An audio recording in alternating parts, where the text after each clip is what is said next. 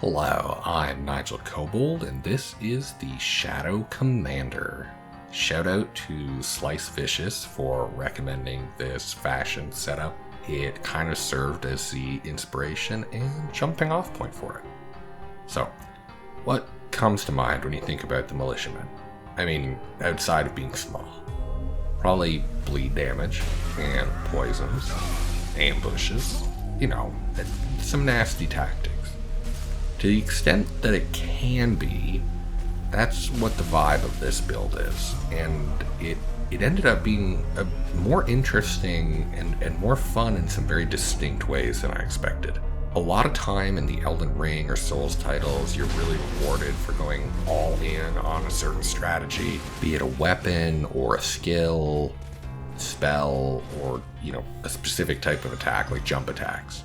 But for me, I love builds that get, pretty close to, I'd say, like 90% of the power of a hyper-optimized build while still retaining a huge amount of versatility. Maybe one could argue a little more flavor, but this build will open up some combat strategies out in the world that you may have never actually played around with and still manages to shred bosses, so let's get into it. For our weapons, we've got 4 different weapons on this build. For weight purposes, you'll be swapping the heavier options out for one another. And to be honest, I really would only imagine people switching this out on bosses, so not too big a deal. What I would argue is our main weapon is the new Sword Lance Heavy Thrusting Sword. You can get this from the Remembrance of the Wild Boar Rider from Commander Gaius near the Shadowkeep back gate site of Grace. You'll need 21 strength and 11 dexterity to wield it, and it primarily scales with strength.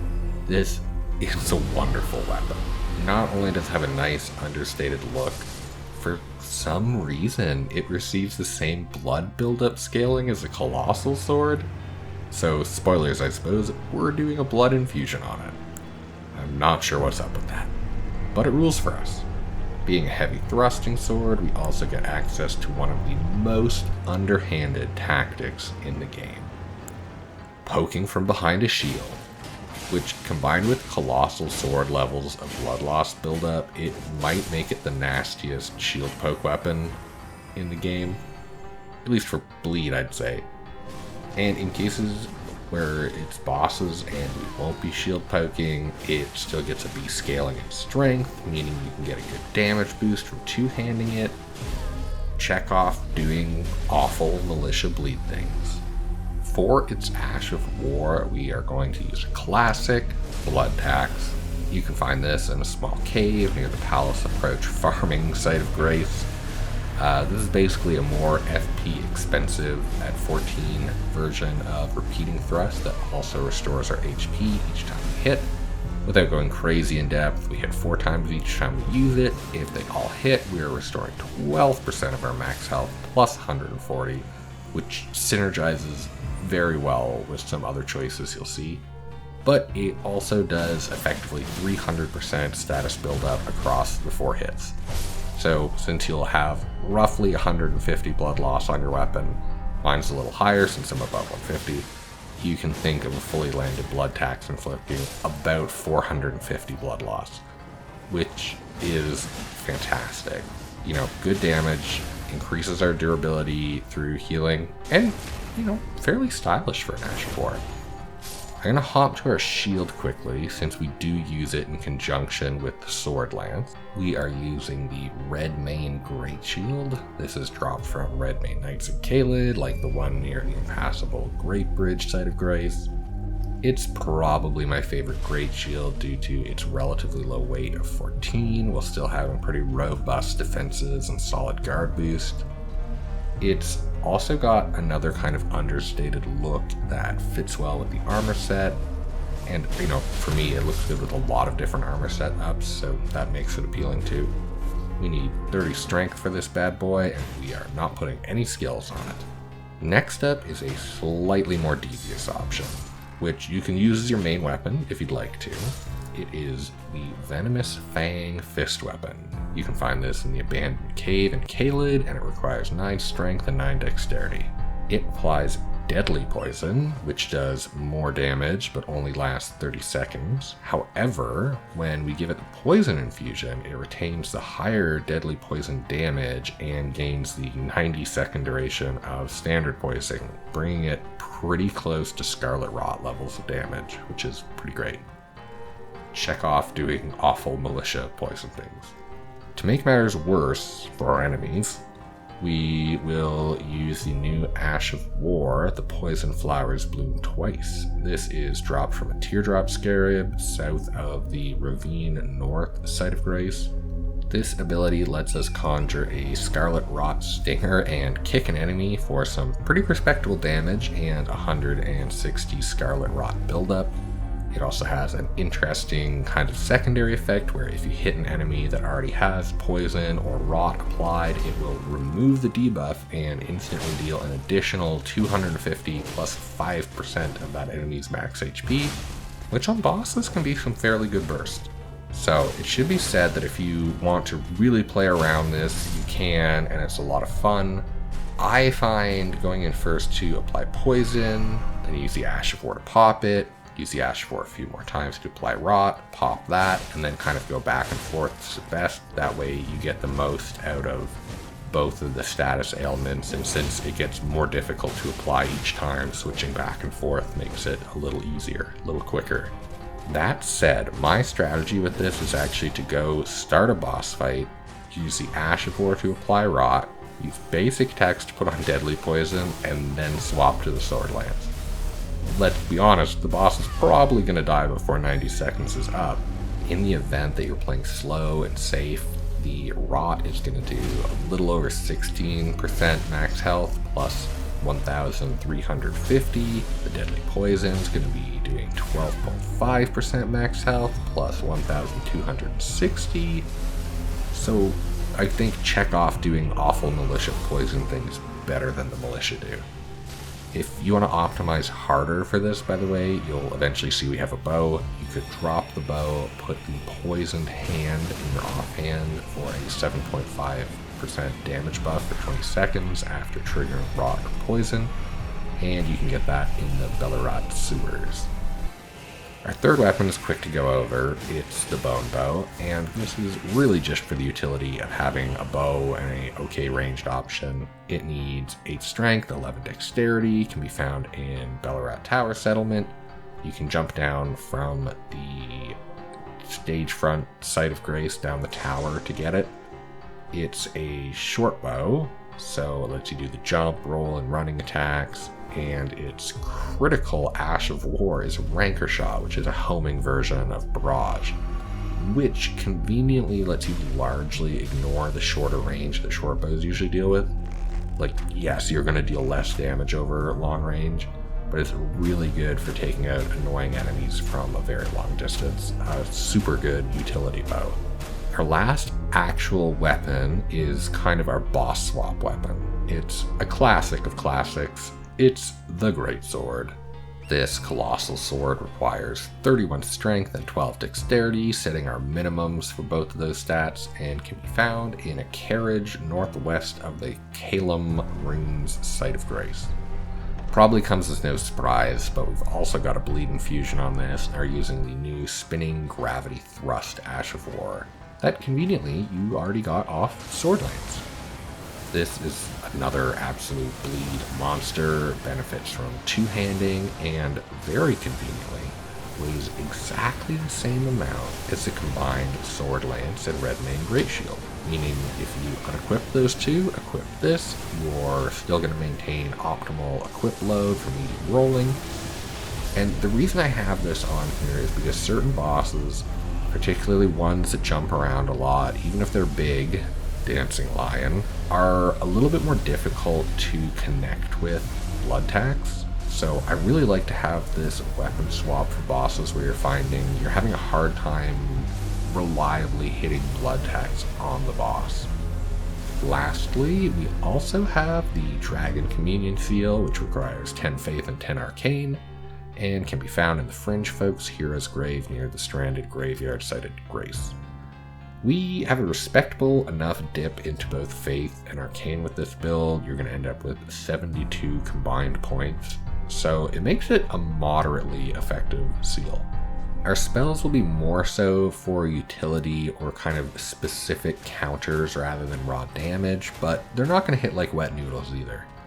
I spent a little bit of time considering if a militia member would use incantations, like if that felt off, but then I was thinking like, well, this guy's going to be the commander, and given their vibe, I think they're taking absolutely any tool to get an upper hand, so I think it fits.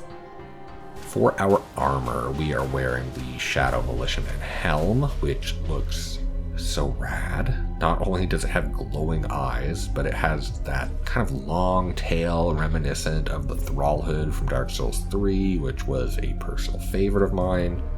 You can get this drop from the Shadow Militiaman enemies. Just outside Shadowkeep Main Gate Plaza, Site of Grace, you have to open a door, but that's a good place if you need to farm it. For our chest and legs, we'll be using the Knights Cavalry set, which really kind of looks perfectly if you imagine a high-ranking Shadow Militiaman, at least to me. You can get this specifically during the night from a carriage in the Consecrated Snowfield, southwest from the Inner Snowfield Site of Grace. Lastly, we are using the Gauntlets of Solitude. Thankfully, these actually blend into the look fairly seamlessly, but also allows our poise to get up above 51. You can get these from defeating the Black Gel Knight in the Western Nameless Mausoleum, west of the Scorched Rune Site of Grace. To me, this feels extra important on this build, as Blood Tax doesn't really offer us any hyper armor, so we want to at least be able to ignore one light attack without being knocked out of the move. And I have to say it, if you are min-maxing and don't mind the fashion, you could wear the white mask from the invaders in Mogwin Dynasty Mausoleum. But don't let the Shadow Commander hear that. For our talismans, we have 2 that will stay locked in and 2 that have some flexibility depending on your preference. We will for sure be using the Great Jar's Arsenal to boost our equip load, let us use all of our goodies. Our other set in stone is a Shard of Alexander to boost our Ash of War damage. You know, when it comes to bosses and heavy armors, it's just we are leaning on our Ash of War for the most damage and for proccing blood loss quickly, so more damage never hurts.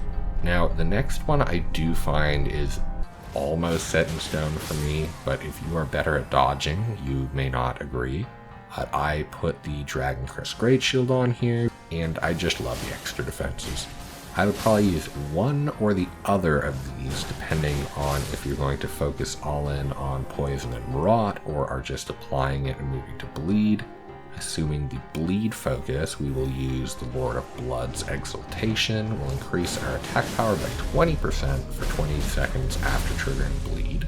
Similarly, if you are going all in on Poison and Rot, Kindred of Rot's Exaltation will do the same when triggering Poison of Rot. All that said, this last spot can be pretty flexible, and if you'd rather throw a favorite of yours in here, more defenses, more utility, you'll still do really great. Okay, so getting into stats. If you are staying at 150, you will want to have 50 Vigor for solid HP, 21 Mind, as both Blood Tax and Poison Flower cost 14 FP. 21 Mind gets you to 126, which is exactly 9 uses. We take Endurance all the way to 30, not just for equip load, but also because Blood Tax does tend to eat a lot of stamina. Our strength will be 35, though if you need to adjust stats, we only actually need 31. We take 12 dexterity to use the greatsword, minimum intelligence, 27 faith.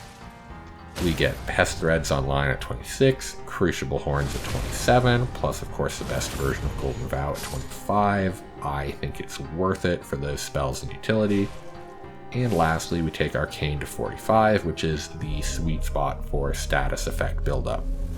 While you do get more after this point, I think you get like roughly 15 more bleed by taking it all the way to 80, so 45 is definitely a good place to stop. If you were continuing beyond this point, I think more strength is the obvious choice to increase your damage the most. I'd probably take Vigor up to 60, I might take Arcane up to 80 to get more out of our spells, and then from there I'd say it's your preference. For consumables, we'll start with one that can be really useful on higher new game cycles, in particular, the freezing pots. Don't feel like you need to use these. They're often a little bit overkill, but they're a good thing to have in your back pocket if you're having trouble with the boss. These inflict a whopping 380 frost buildup per stack, so on a lot of bosses that aren't resistance, that's like 2 to 3 throws to proc 7% max health damage, plus 30, and increasing all damage they take by 20% for 30 seconds. In my head, the ideal place to use this is probably after you've inflicted rot and poison and right before you start going in for bleed damage. Next up is boiled crab. You'll see later we do have flame grant me strength, but that only lasts for 30 seconds, and if you're just going in starting with bleed, high aggression, that 30 seconds is probably all you need. But if you're going to start doing the slower poison into bleed setup or just stick with poison and rot, I find the extra 20% physical damage negation for a full minute a better use of your body buff slot. And lastly, the one you're of course expecting, the Iron Jar Aromatic. With the super aggressive bosses in the DLC, this is popping up everywhere to prevent stagger from all but the biggest hits. But this is a build that makes kind of exceptional use of it. For bosses that are going to stay in your face and aren't doing lightning damage, this combined with blood tax makes you unbelievably tanky because you're getting the 40% physical damage negation and then you're getting all of that healing from blood tax, and there are definitely bosses where you can walk into the arena, chug this, and just mash the Ash of War button and win. And you don't even need to heal yourself with flasks. Getting to our physic, I go for the blood-sucking crack tier, which drains your health, but also grants you 20% increased damage for 3 minutes. I think it's great. With this build, we really offset the health drain, and 20% increased damage for 3 minutes is going to be so helpful on boss fights. There are a few options to combine with this. I think the general purpose best option is probably the green burst crystal tier for increased stamina regeneration because it kind of helps you a bit offensively and defensively.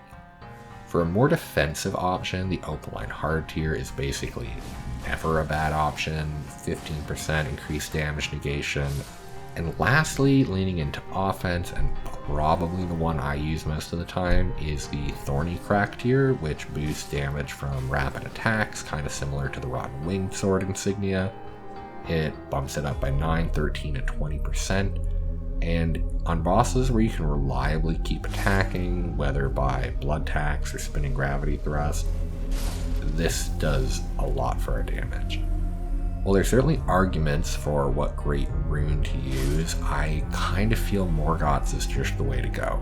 25% increased maximum HP is a great defensive boost regardless, but combined with the percent max HP restored from blood tax, I find it really shines on this build. And now for our bag of dirty trick. We start with one of the Souls classics for dirty tricks, Force or Rejection. This chargeable spell knocks enemies back and does 15 stance damage, and it does what it says on the tin. I actually like that this doesn't do damage because it does kind of encourage you to use it a little more creatively if you want to use it offensively to knock enemies off areas. But largely it's just great for giving you a moment to escape or get another spell off if you need to. And most critically, it does end up feeling like an underhanded move. Next up is Darkness, and the spell is a little counterintuitive if you haven't played with it before. Much less like some kind of cloak of darkness for you to disappear in. This is much more like pocket sand. You throw it in an enemy's face to blind them and reset their aggro. Now, it doesn't work against all enemies, and obviously not bosses, but it works against enough of them that it's a pretty fun tactic. It's great for either just avoiding certain tough enemies if you want to run past, but it's also really good for setting up backstabs or an Ash of War or a charged heavy attack. Definitely feels underhanded and is great for some of the tougher DLC enemies like the Black Knights. In a similar boat, we have Shadow Bait. This creates a shadow that lures the aggression of foes of a human build, so at least that narrows who you can use it on. Enemies will go after and try to attack the shadow, once again leaving them open for backstab, Ash of War, charge attack. Best of all, you can do this from range. So this allows a kind of interesting strategy where you can sometimes draw out ambushes by throwing this into a room ahead of you that you haven't entered. Remarkably, this can also work in combat. It really changes up your playstyle if you're inclined to use it a bit, and I find it a lot of fun. I definitely find I use it on some of the tougher enemies like the Fire Knights, but throwing it into rooms to draw out enemies before you get ambushed is actually a really kind of satisfying counter. Obviously, they have to be human build enemies, but it's still pretty cool. Next up, Crucible Horns. While less outwardly underhanded, it certainly feels that way when using it on NPC style fights. And against enemies that aren't too much bigger than you, this can generally just be fully charged, chained into itself until they die. Incredibly useful tool for dealing with some otherwise fairly challenging NPC style fights. Next we have Rotten Breath, or your choice of Dragon Breath. I like Rotten Breath because it kind of fits in with the applying status effect, a little bit militia themed, but really this is here for wiping out groups of smaller enemies. It's nice to have an option for that when you need it. And our last non-buff incantation is Pest Thread Spears. Let's be honest, maybe not the most underhanded, but it is just too good at killing the Furnace Golem and other large hitbox bosses. It would, quite frankly, be rude of me not to include it on our list. Then we get to our buff spells. We run Golden Vow for 15% damage, 10% damage negation for 80 seconds. We have Flame Grant Me Strength for 20% physical damage and a little bit of increased stamina recovery for 30 seconds. We take Blessings Boon for 8 HP regen per second for 90 seconds. It's really good for offsetting the physic draining your health. It's great synergy. Not really a buff, but I do also take Flame Cleanse Me because it just seems like a militia captain would know how to cure themselves of the rotten poison that they so frequently use. Or I guess just poison, but you know what I mean. It also does remove the frostbite condition, but not the buildup because it does deal a little fire damage to yourself. And that's the build. I really love the versatility and RP involved in this one if you lean into it. I found it really changed how I played portions of the open world, and it was a lot of fun. And it still always had a great answer for bosses between our different weapons. Builds like this are actually some of my favorite, as they feel like they've got a good option for everything. They might make you experience the game through, a slightly skewed perspective, and also have some RP tie-ins. Makes things a little more interesting. If you like the build, maybe leave it a like, maybe even go so far to leave it a comment. That would be rad, and I always read them. If you're interested in seeing more similar content from me, subscribing to the channel probably won't become your deepest held regret in life, and I'd be pretty stoked about it. Regardless, thanks for watching. Good luck.